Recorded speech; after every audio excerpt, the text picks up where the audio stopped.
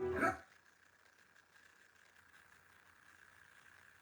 gars, bonjour les filles, bienvenue dans ce Facebook Live.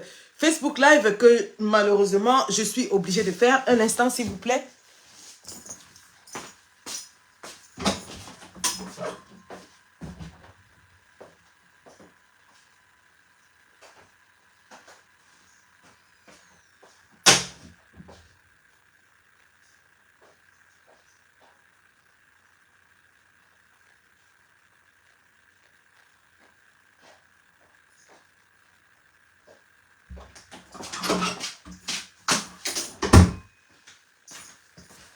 Bon, Facebook Live que je suis obligée de faire ce matin parce que l'élément que je voulais vous présenter hier soir, à savoir la chute du dictateur roumain Ceausescu, qui a beaucoup de similitudes avec le cas du Cameroun, n'a pas marché hier.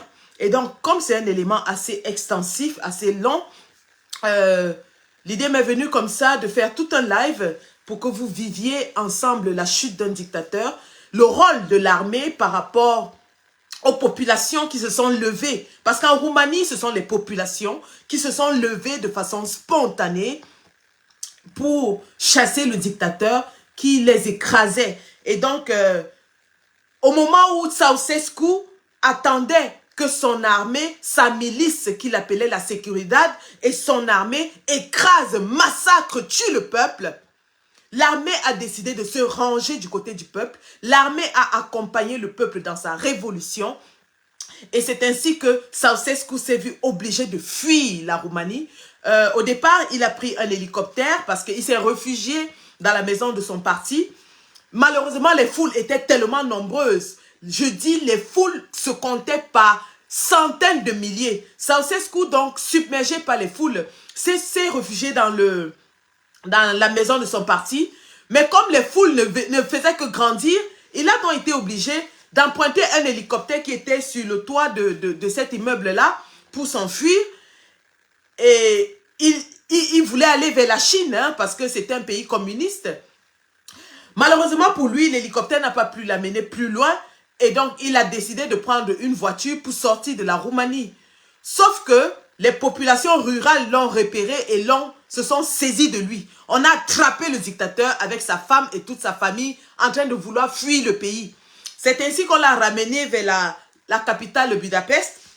Et il a été traduit au tribunal et condamné à mort avec sa femme Elena. Elena Ceausescu qui était une des femmes les plus cyniques, les plus sadiques que le monde ait jamais connues. Une paysanne qui n'avait jamais été à l'école, mais qui décidait de s'approprier toutes les inventions des scientifiques roumains. Écoutez, hein, à quel point les dictateurs deviennent mégalomanes, deviennent fous. Voilà la femme d'un dictateur qui n'a jamais mis les pieds sur les bancs, qui décide que tout ce que les chercheurs scientifiques vont trouver en Roumanie, elle va prendre la licence.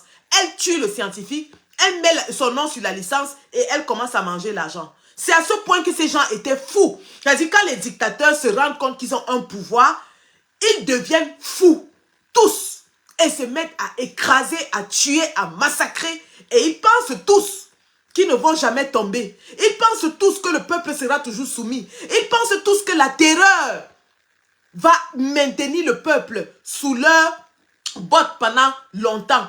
Sauf qu'à un moment donné, le peuple se dit, nous avons tellement souffert, nous avons faim, on ne mange plus. Si on meurt même, d'ailleurs, même si on ne proteste pas, ils nous tuent. Donc, mieux on proteste et ils nous tuent. C'est à ce point que les Roumains étaient arrivés. Les Roumains n'avaient même plus accès au pain. Je dis le simple pain. Quand vous connaissez, quand vous savez que l'Europe de l'Est est le panier de l'Europe tout entière. Regardez ce qui se passe en Ukraine. On a dit que l'Ukraine était le panier du monde. Dès que l'Ukraine a eu des problèmes, l'Europe a commencé à souffrir. C'était la même chose. La Roumanie avait des productions agricoles assez intenses. Mais le peuple roumain souffrait de famine. Je dis la famine en pleine Europe. Et nous sommes là dans les années 1989. Hein? Dans les années 1989, aujourd'hui même en Angleterre, partout en Europe, les Roumains sont connus comme des pauvres. C'est-à-dire quand ils viennent quelque part, on les traite même pire que les Africains. Parce que c'est des gens qui ont souffert. C'est des gens qui ont souffert sur Ceausescu. Et Ceausescu et sa femme vivaient dans l'opulence, dans la richesse la plus insolente, pendant que son peuple croupissait dans la misère la plus absolue. Et c'est la même chose qu'on voit partout. Vous avez vu hier soir le reportage sur M. Paul Biya et sa famille qui dépensent 40 000 € la nuit à l'hôtel Intercontinental depuis 5 ans. 365 jours fois 5. 40 000. Pendant ce temps, le peuple camerounais n'arrive plus à manger. On dit que le kilo de riz est déjà, le riz cassé. Le riz cassé, le kilo est déjà 850. Le riz cassé. Les Camerounais n'arrivent plus à manger. Ils sont devenus des mendiants. Nos boîtes inbox ici sont remplies de demandes d'aide. On n'en peut plus. Les Camerounais sont obligés de fuir le Cameroun en masse. Regardez les colonnes qui vont vers le Canada. D'autres vont même on a même vu d'autres au Burkina Faso. Les autres sont esclaves au Liban. Les autres sont... les Camerounais sont partout. Ils fuient leur pays en masse parce que ça ne va plus. Ça ne va plus, les gars. Ça ne va plus. Et le peuple croupit sous la dictature la plus féroce. Et non, Popito... 40 000 €, c'est plus petit que 40 000 francs suisses. Je répète, Paul Biya dépense à l'hôtel Intercontinental 40 000 francs suisses par nuit depuis 5 ans. 5 ans complets, jour pour jour. 40 000 francs suisses. Le franc suisse est supérieur à l'euro. Et pendant ce temps, vous n'arrivez pas à manger. Les microbes sont remplis dans les villes parce que ce sont... Les microbes, c'est quoi? C'est les enfants qui ont faim. C'est les enfants qui ont faim et que les policiers même qui ne sont même plus bien payés, les gendarmes instrumentalisent pour aller braquer les populations. Parce que même les policiers, les gendarmes n'ont pas de bons salaires. Parfois, leur salaire ne passe même pas. Parfois, ils font 3 mois sans salaire, obligés d'aller payer les bandits pour braquer les gens au quartier. Les Camerounais sont devenus dangereux pour eux-mêmes parce que la famine a atteint un niveau où les gens s'entretuent. Les gens s'entretuent pour la nourriture. Pendant ce temps, Paul Biya et sa famille vivent le luxe le plus insolent. L'Intercontinental, c'est une tour de marbre et de verre. Brenda Biya se couche là-bas. Elle fait ses hallucinations bangatiques. Elle achète les sacs Hermès qui coûtent 50 000 € à une bordelle, à une prostituée brésilienne. Pendant ce temps, vous vous entretuez. Et vous êtes là, encore 50 ans, encore 100 ans de Paul Biya. Ah, yo, vraiment, aucun Bamileka et tout dit.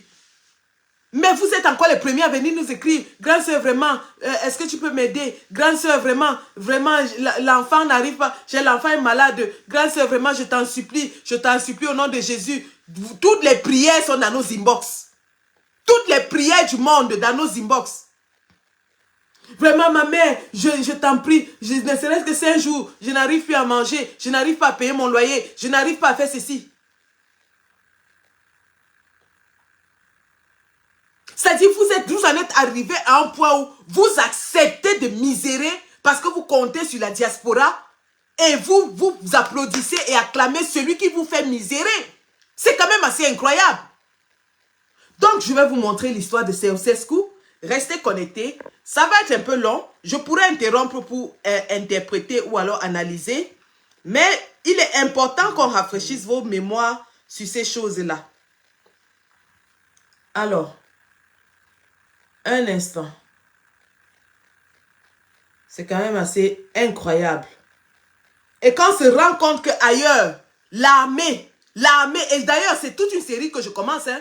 Ce qui s'est passé en Roumanie n'est pas différent de ce qui s'est passé au Zimbabwe, où les populations dansaient sur les chars.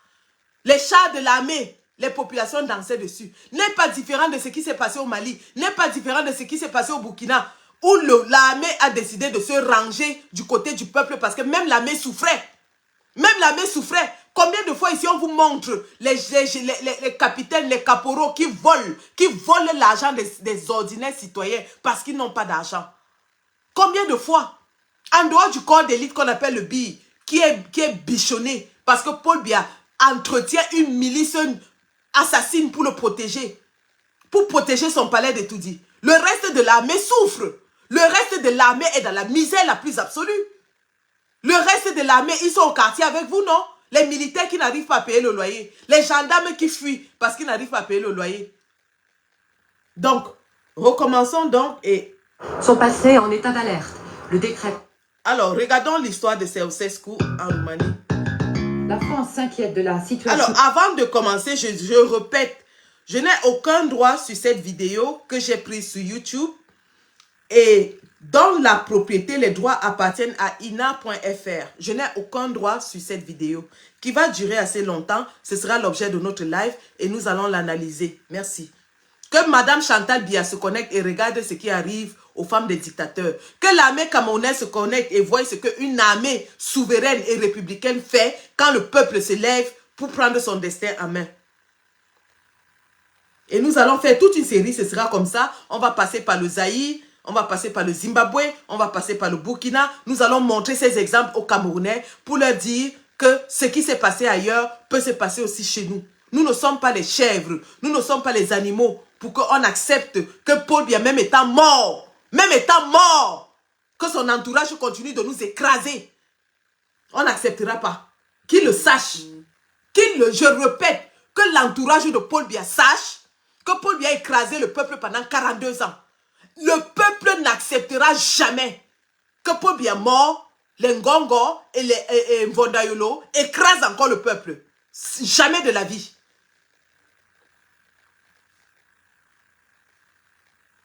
En Roumanie, notre ambassadeur a été rappelé à Paris pour consultation. Le Quai d'Orsay est préoccupé par la situation des droits de l'homme dans ce pays. Et à l'origine de cette inquiétude, une lettre qu'un certain nombre de personnalités roumaines auraient écrite au président Ceausescu. Une lettre dans laquelle les signataires font part d'un certain nombre de griefs contre lui, qui est souvent appelé, même dans son pays, le dictateur rouge. Alors 6 des signataires auraient été arrêtés. Jérôme Bonny.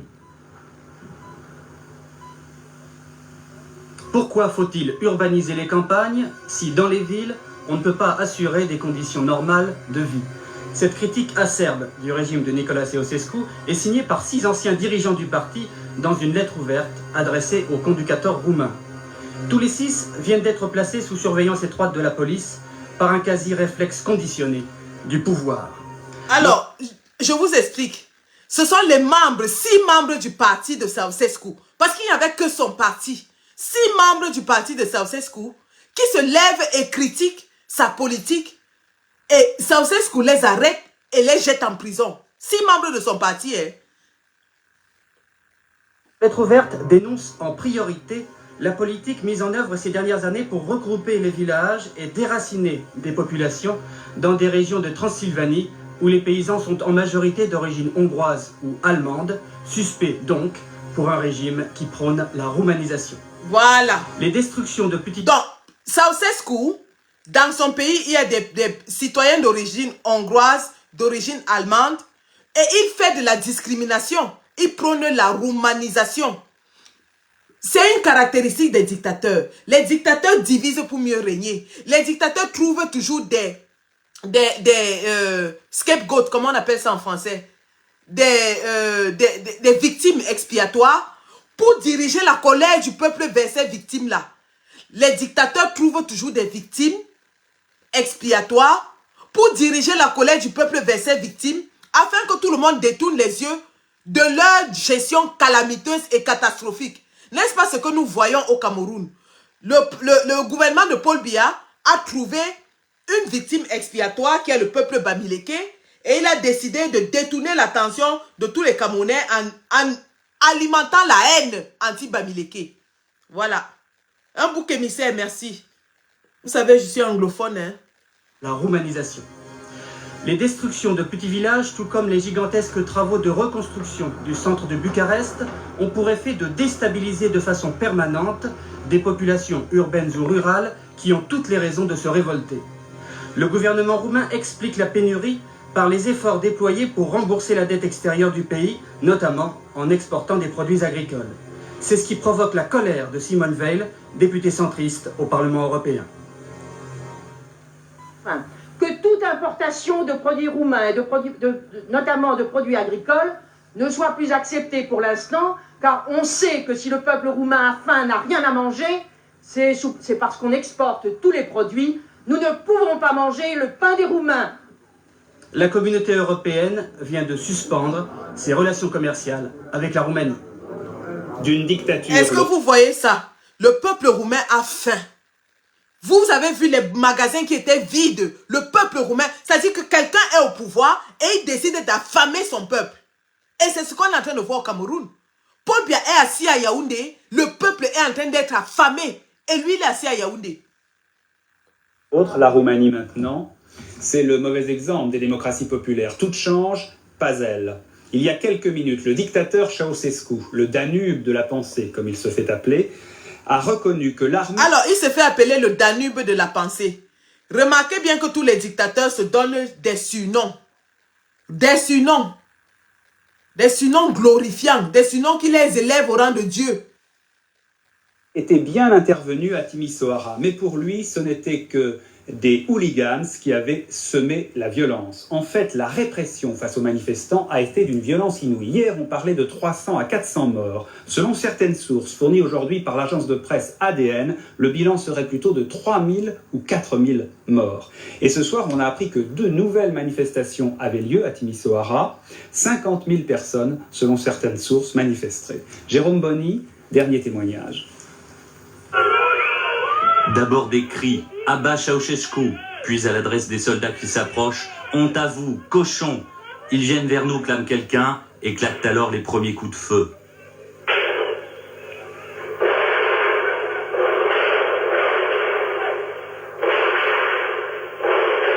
La fusillade s'amplifie, mitrailleuse lourde.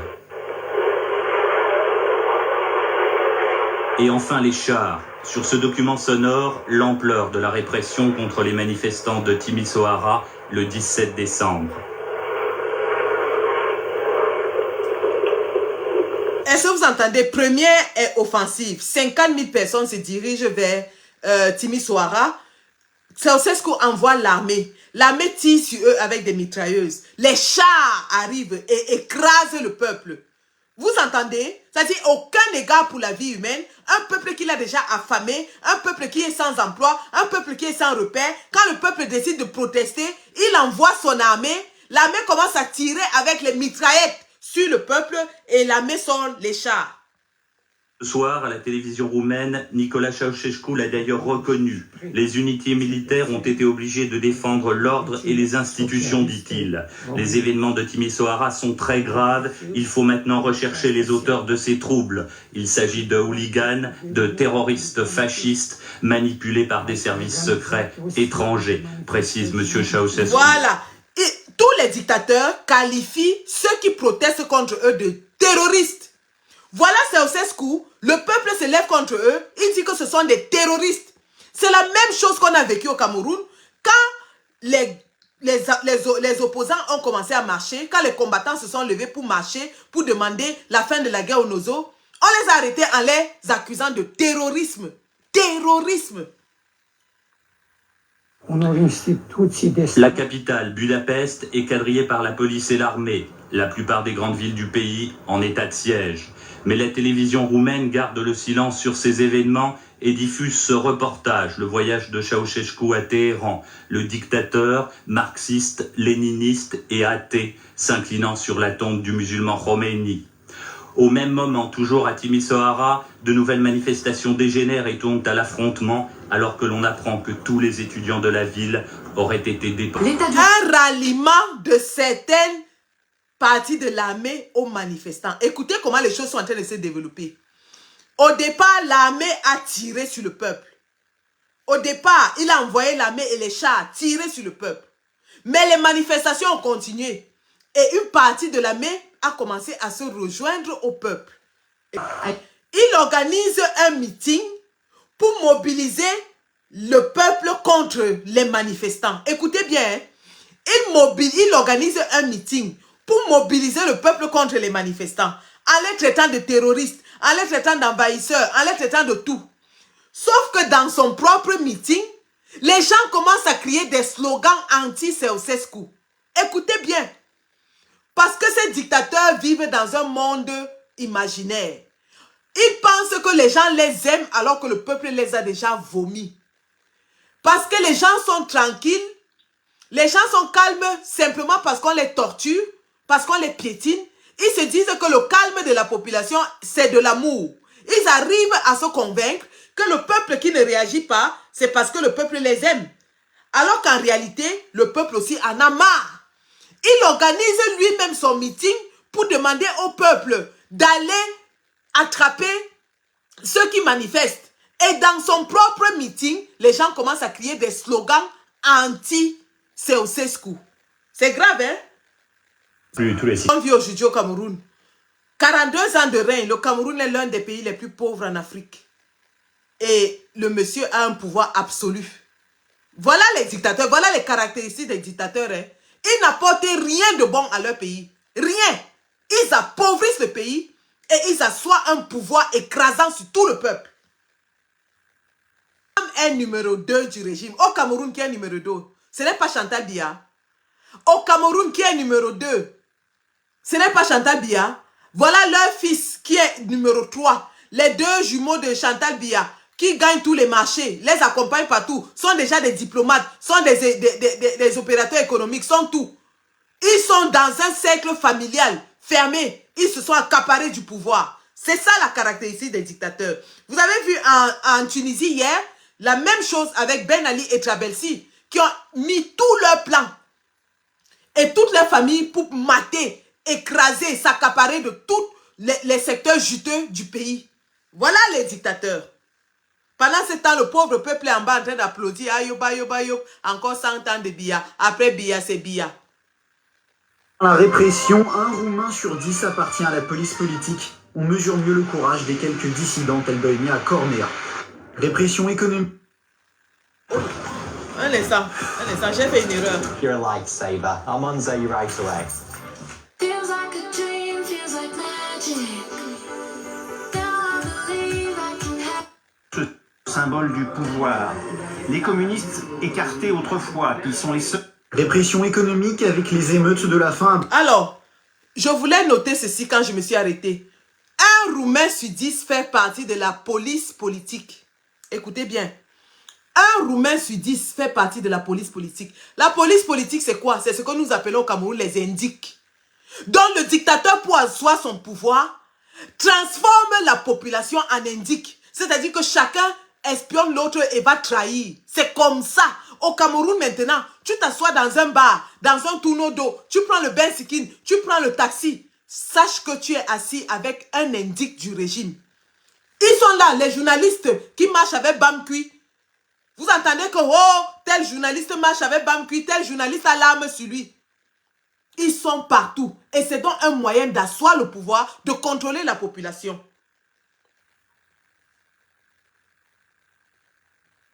On n'invente pas la dictature, hein, et on n'invente pas le moyen de chasser une dictature. Les dictatures sont tous chassées de la même façon, parce qu'elles opèrent toutes de la même façon. Répression économique avec les émeutes de la faim à Brasov en 86. Le peuple réclame du pain. Les émeutes de la faim. Est-ce que nous, on n'a pas connu les émeutes de la faim au Cameroun? En 2008, les gens sont sortis dans la rue parce qu'ils avaient faim. Les émeutes de la faim. Les dictateurs affament leur peuple. C'est une façon aussi de les assujettir, les affamer. Parce que quand ils ont faim, ils attendent les petites miettes qui vont tomber de la table du roi. C'est pour ça que quand le RDPC fait la campagne, on donne une sardine et un pain, les gens sont contents parce qu'ils ont faim. 6 réélections à l'unanimité. Ce n'est pas la même chose qu'on connaît au Cameroun.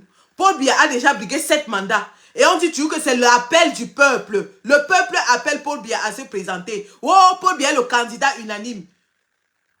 Comment se fait-il qu'en 6 mandats, le peuple qui est en train de croupir de misère, de souffrir, disent qu'ils votent la personne qui les fait souffrir à 100%. À l'unanimité. La personne qui est responsable de leur misère, le peuple le plébiscite à 100%. Ça, c'est la dictature. Et c'est ce qu'on voit au Cameroun. 42 ans de pouvoir. Le peuple mange bien les rats. Le peuple creuse les rats. Le peuple mange les cacas. Et on vous dit que ce même peuple-là dit qu'il choisit Paul Biya à 100%.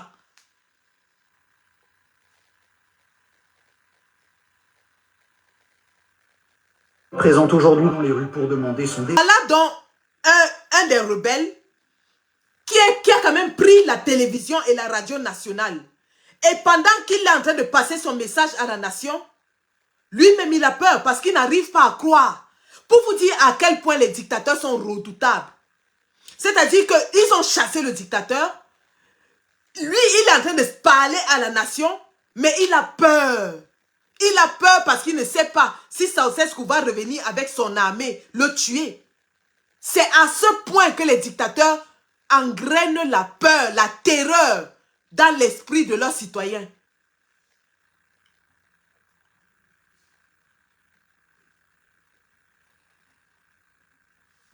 Vous entendez, même le peuple n'arrive pas à croire que Ceausescu est parti. Le peuple se dit qu'il peut revenir les massacrer. Le peuple se dit que tenez-vous prêts parce qu'on ne sait pas si c'est un miracle. Donc eux, ils considèrent que c'est un miracle. En effet, même nous au Cameroun aujourd'hui, même l'idée de penser que Paul Biya peut mourir, les Camerounais ont enlevé ça dans leur tête parce qu'on les a présenté Paul Biya comme immortel, comme un dieu, comme quelqu'un qui a la vie éternelle. Rien que de dire aux gens que Paul Biya peut mourir semble être un blasphème au Cameroun. C'est comme ça que les dictateurs endoctrinent les populations. C'est comme ça. Et au passage, je voulais noter une chose. À l'époque, en 1989, il n'y avait pas de réseaux sociaux. C'est pour ça que quiconque prenait le pouvoir devait maîtriser la radio et la télévision nationale. Tout comme au coup d'État de 1982, le coup d'État avait raté pourquoi? De 1984, je vous en prie. Le coup d'État avait raté pourquoi? Le coup d'État avait raté parce que les dissidents, une fois qu'ils ont envahi le palais, sont allés à la CITV et ne maîtrisaient pas les techniques de communication. Et il a fallu que le communiqué soit diffusé uniquement à l'intérieur de Yaoundé. Parce que si le communiqué était diffusé dans l'ensemble du territoire, le peuple tout entier allait sortir et célébrer. Mais comme le communiqué n'a été diffusé qu'à l'intérieur de Yaoundé et que les dissidents ont réussi à être neutralisés, Paul Biya est ressorti de son trou à rat et il est venu faire un discours triomphal. Donc aujourd'hui, nous avons les réseaux sociaux. Nous avons les réseaux sociaux. Maintenant à regarder le programme qui suit.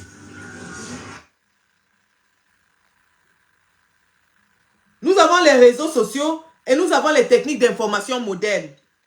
Cependant, si Paul Biya se sent menacé ainsi que son régime, qu'est-ce qu'ils vont faire en premier? Ils vont couper Internet pour empêcher aux Camerounais d'être informés sur ce qui se passe au Cameroun. Donc, dès que la révolution est lancée au pays, téléchargez les VPN. Téléchargez les VPN pour être au courant de ce qui se passe. Parce que Paul Biya et son régime vont d'abord couper Internet. Ma vidéo est en train de s'amuser.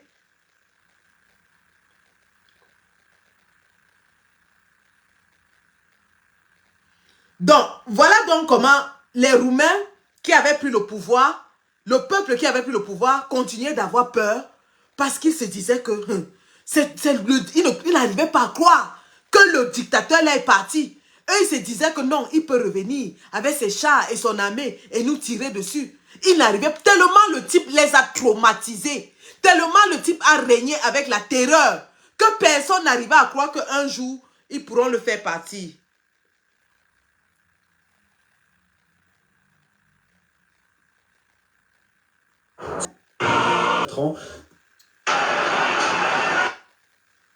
Justement, j'ai oublié qu'il y avait un direct. Pour ceux qui veulent aller suivre le direct de Partouze, vous êtes libres, hein? Vous êtes libres d'aller suivre le direct de Partouze. Ceux qui veulent être édifiés, éduqués sur la chute des dictateurs, le sort des dictateurs, le rôle de l'armée peuvent rester. Même si on est 2 ou 3, on va continuer et on va terminer. À un moment donné, il faut savoir choisir ses priorités. Soit vous êtes intéressé par les histoires de Partouze et vous continuez de sombrer sous le poids de la dictature, soit vous apprenez comment est-ce que vous pouvez vous libérer. Voilà la partie qui m'intéresse. Grâce à une partie de l'armée qui s'est ralliée au peuple, les miliciens de la sécurité, c'est comme le BIR, ont cédé le territoire et ont fui. Est-ce que vous entendez ça? Une partie de l'armée s'est rejointe au peuple. Et la milice présidentielle qui tirait sur le peuple a fui. Donc le BI qui vous fait peur. Le BI, qu'on dit que le BI est invincible. Le BI, quand le BI sera confronté à l'armée régulière qui va prendre le côté du peuple, le BI va entrer en brousse. N'ayez pas peur, n'ayez pas peur. Je répète, le BI, la GP, ils n'ont pas les effectifs. Ils ne peuvent pas contrôler l'étendue du territoire national. Ils vont se battre pendant 2-3 jours. Mais au final, le peuple et l'armée régulière vont les chasser. Le peuple et l'armée régulière vont chasser la milice de Paul Biya qui instaure la peur, qui écrase les Camerounais, qui tue la milice meurtrière, assassine de Paul Biya. N'ayez pas peur, les gars. Et c'est pour ça que nous en appelons à nos forces armées. Les vraies forces armées. Celles-là qui défendent l'intégrité du territoire. Celles-là qui défendent les citoyens camerounais. Pas la milice villageoise au service du dictateur. L'armée régulière. Si elle se met du côté du peuple, et lorsqu'elle va, ce n'est même pas une question de si. Nous savons que cette armée souffre. Nous savons que cette armée souffre d'être marginalisée au profit du BI, qui est traité comme des rois. Cette armée se mettra du côté du peuple. Et lorsque cette armée se mettra du côté du peuple, le BI, la GP vont fuir.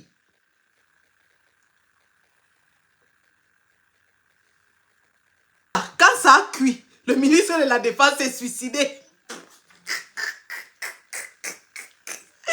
Quand ça a cuit, le ministre de la Défense, qui mettait l'armée pour tuer le peuple, lui-même s'est d'abord suicidé. Parce qu'il connaissait que quand on va l'arrêter là, ce sera le Mamipi. C'est aussi que tous ses proches ont commencé à fuir le pays. C'est comme ça qu'on entend déjà que certains sont en train de vouloir fuir.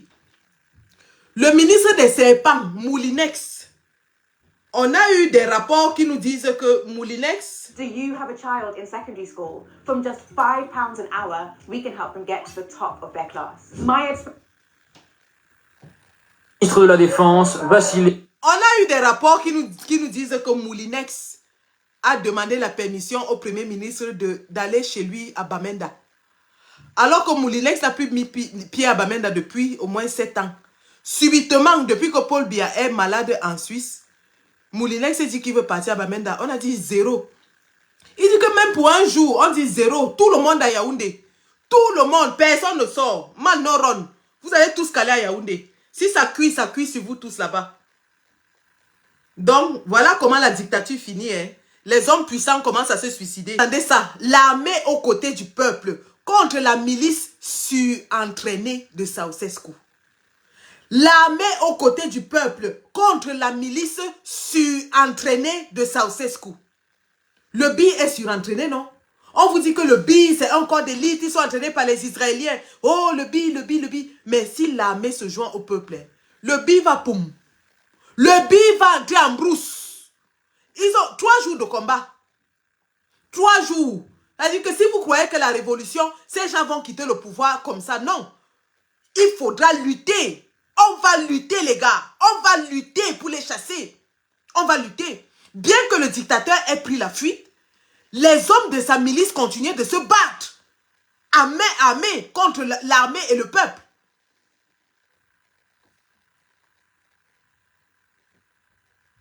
Est-ce que vous remarquez quelque chose? Il y a des femmes au front.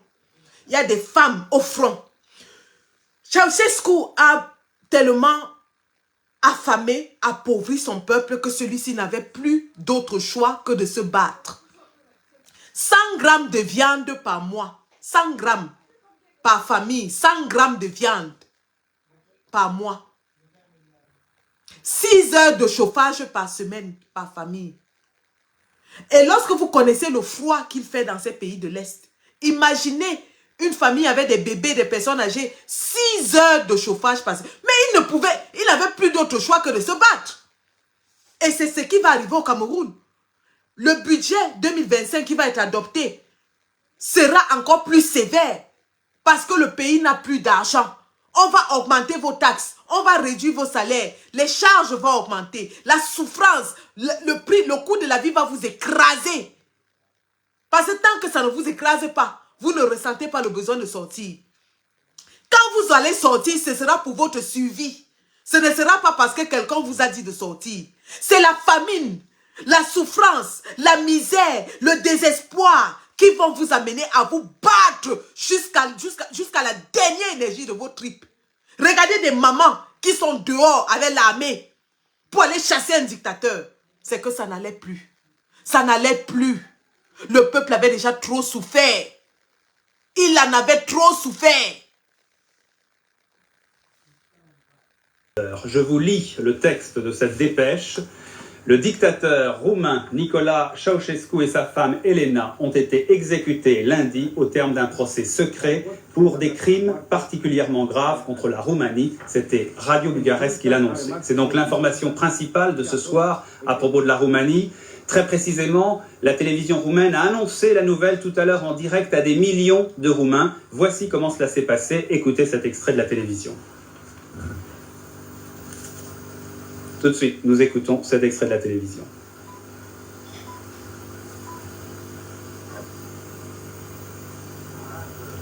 Dans un instant, tout de suite, dans une minute, même pas, dans quelques secondes, nous allons voir cet extrait de la télévision. C'était il y a simplement 20 minutes et nous avons le temps de recaler nos images. Voici comment le speaker a annoncé. Și Elena Ceaușescu au fost condamnați la moarte și confiscarea averii. Sentința a rămas definitivă și a fost exécutată. Françoise, par ailleurs, il me semble que vous nous avez déjà préparé un premier reportage d'actualité concernant cette fois-ci la composition du nouveau gouvernement roumain, un gouvernement qui sera donc dirigé par Ion Iliescu, c'est cela? C'est cela, je vous propose tout de suite un document exceptionnel, l'interview en français du premier gouvernement de Roumanie. Il s'explique sur l'exécution de Nicolae Ceausescu et il était constitué seulement depuis 3 heures quand Patricia Coste, Franck Brisset et Jean-Michel Noël les ont rencontrés en exclusivité pour Antenne 2. Au centre, Ion Iliescu, ancien ministre, proche de Gorbatchev, président du Conseil aujourd'hui. C'est lui qui a décidé, en accord avec le général Militaro, d'éliminer Ceausescu. En chantail gris, le Premier ministre. La nouvelle... De la part de qui? Mais est-ce qu'on peut le savoir? Il faut savoir, vous ne pouvez pas imaginer, je crois que personne ne peut imaginer l'étendue, l'exceptionnelle qualité de l'appareil de répression des Ceausescu. De la chute de Ceausescu. Quelqu'un qui a écrasé, réprimé Jadel Coulibaly, clin d'œil, réprimé son peuple pendant 25 ans, qui a instauré des mécanismes de conservation de pouvoir, y compris une milice privée qui assassinait systématiquement tous ceux qui osaient se lever contre Ceausescu. Au final, quand l'heure a sonné, le peuple s'est levé, l'armée s'est jointe au peuple, les combats ont duré 3 jours, mais au final, le dictateur a fui, il a été capturé, ainsi que toute sa famille, et lui et sa femme ont été traduits au tribunal militaire et exécutés. Voilà comment finissent les dictateurs. Nous aurons des émissions spéciales focus sur les femmes des dictateurs. On vous a montré à peu près le luxe insolent, odieux, abject dans lequel vivaient Ceausescu, Nicolae Ceausescu et Elena Ceausescu pendant que leur peuple vivait avec 100 grammes de viande par mois. Nous allons faire parfois des petits flashs focus sur les femmes des dictateurs. Et je vous assure que l'image est révoltante, répugnante, abjecte, hideuse. Des femmes sans éducation qui arrivent au sommet de l'État et décident de s'accaparer de tous les pouvoirs, décident de s'accaparer de tous les biens, vivent dans un luxe qui n'a pas de nom et écrasent la population en installant toute leur famille et tout leur entourage à des postes clés de la nation. Et ça se répète partout. Nous allons faire un focus sur ces épouses des dictateurs. Donc, je vais clôturer ce live parce que je sais que mon confrère Zuivanto va nous lancer un live tout à l'heure. même si c'est sous un autre aspect, c'est aussi le combat. Il va nous révéler ce que les gens font à Yaoundé. Ce live et la série de lives que j'entame, c'est surtout pour éveiller l'esprit des Camerounais, leur dire le pouvoir est entre vos mains et personne d'autre. Personne d'autre. Le pouvoir est entre les mains du peuple. Et l'armée, je répète, l'armée, pas la milice, l'armée va se ranger du côté du peuple. Une fois que l'armée se range du côté du peuple, les carottes sont cuites. Le dictateur et sa famille vont prendre la fuite. Chantal Biya sait, et je reprends là où ils m'ont bloqué hier, que si son mari n'est pas debout, virgule, elle ne rentre plus au Cameroun. Je répète, Chantal Biya, si son mari n'est pas debout et prêt à reprendre le pouvoir, elle ne rentrera plus au Cameroun. Parce qu'elle sait le sort qui l'attend. Elle sait ce qu'elle a fait au peuple camerounais. Elle sait. Nous la mettons déjà en garde. Qu'elle s'assure que Paul Biya est debout, prêt à diriger. S'il n'est pas prêt, qu'elle ne tente même pas de mettre les pieds au Cameroun. D'ailleurs, elle a déjà fait partie de tous ses enfants. Je dis bien, tous ses enfants sont partis du Cameroun. Elle sait pourquoi. Autre chose, hier, lorsque nous avons montré la vidéo de la clinique de Biya où il n'y avait aucun garde, que ce soit de la Suisse ou de la police, de la milice de Biya, certains de ces agents nous ont dit qu'il est retourné à l'hôtel intercontinental. Parce que nous avons fait la démonstration de ce qu'il n'est pas à la clinique. S'il était à la clinique, il y aurait la garde diplomatique et sa garde personnelle. C'est simple. Et nous, on est dans ce jeu depuis 7 ans. L'hôtel intercontinental, c'est notre cours de récréation. Mes amis vont aller prendre un petit café là-bas tout à l'heure. Et nous reviendrons avec les infos précises. Mais sachez que l'heure a sonné. L'heure pour que les Camerounais se libèrent, enfin, de 42 ans de dictature a sonné. Ne reculons pas. C'est jusqu'à la gare, les gars. 100 morts, 1000 morts, c'est rien. Le Nozo a payé. Le Nozo a payé 8000 morts. Et il continue de se battre. 100 morts, ce n'est rien par rapport à ceux qui meurent dans les accidents. L'accident de Sangmelima a tué combien? Est-ce qu'ils ont eu besoin de se battre pour mourir comme des mouches? Tous les jours, les gens meurent dans les accidents. Par centaines. Par centaines. Autant mieux mourir en se battant que de mourir comme un lâche. Autant mieux mourir les armes à main pour libérer son peuple que de mourir comme un rat, comme une souris. Ils vont augmenter les taxes en janvier. Le nouveau budget arrive. S'ils augmentent les taxes, ils réduisent vos salaires, vous savez ce qu'il vous reste à faire. Vous savez ce qu'il vous reste à faire. Et peut-être avant janvier, on les aura dégagés. Restons mobilisés, peuple camerounais. Notre heure a sonné. Restons mobilisés. Nous n'allons pas être la risée du monde entier. Nous n'allons pas être ce peuple dont le monde entier se moque. Même les Gabonais qui ont fait la révolution de Palais se moquent de nous. Que nous avons même un dictateur croulant qui est déjà dans la glace ou épuisé et on n'arrive pas à se libérer. C'est la malchance de quoi?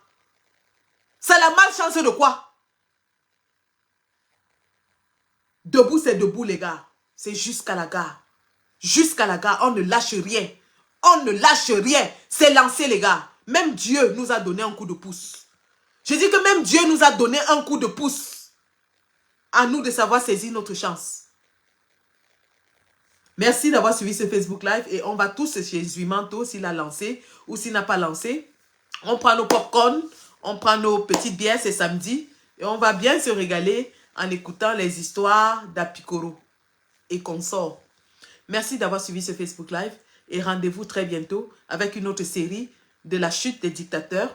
Nous allons passer à Mobutu, roi du Zaïre, qui est le maître à penser de Paul Biya. Merci.